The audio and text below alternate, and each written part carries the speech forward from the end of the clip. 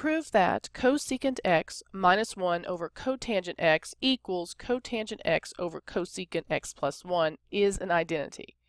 So when you first look at these, you kind of have to figure out what you can do to manipulate each side of the equation, but not actually change the equation.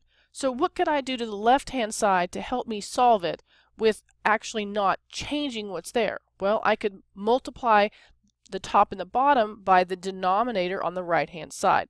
Now, some of you may be going, how in the world did you know how to do that? Well, remember, I've been doing this a long time.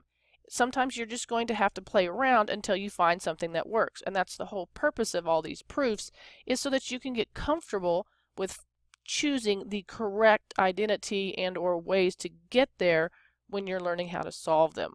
So if you don't quite see it first off, it's not the end of the world. You will get better. That's the whole reason that your teacher always assigns a million of these proof for an identity things. So I've done that. I've multiplied the top and the bottom by the same thing. So I haven't really changed the left-hand side because remember I've multiplied by 1. But now I need to simplify what I have. Well, I notice on the numerator one of these has a minus and one of them has a plus. So that means my inside terms, they're going to cancel out. And I'm going to be left with the cosecant squared x minus 1. Now, can I do anything with the stuff on the bottom? No, because it's not the same. So I'm just going to copy it down. And I've got the cosecant of x plus 1. And I still have my equal sign hanging out because I am only doing something to one side of the equation, not both.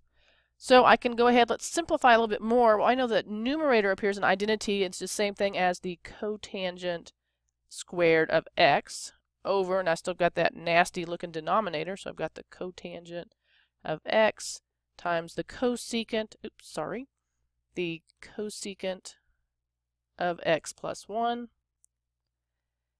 Oh look, there's a cotangent over a cotangent. Now it's cotangent squared over just a single one. So I can cancel the bottom one and cancel one of these in the numerator. And now I'm going to rewrite what's left over. So I've got the cotangent of x over the cosecant of x plus 1. Oh, check that out. Ding, ding, ding, ding. We have a winner. It looks exactly like what I was looking for. So if you're in my class, or maybe your teacher's the same thing, you're going to draw an arrow to indicate I've carried that all the way down. And then I'm going to rewrite it down here at the bottom.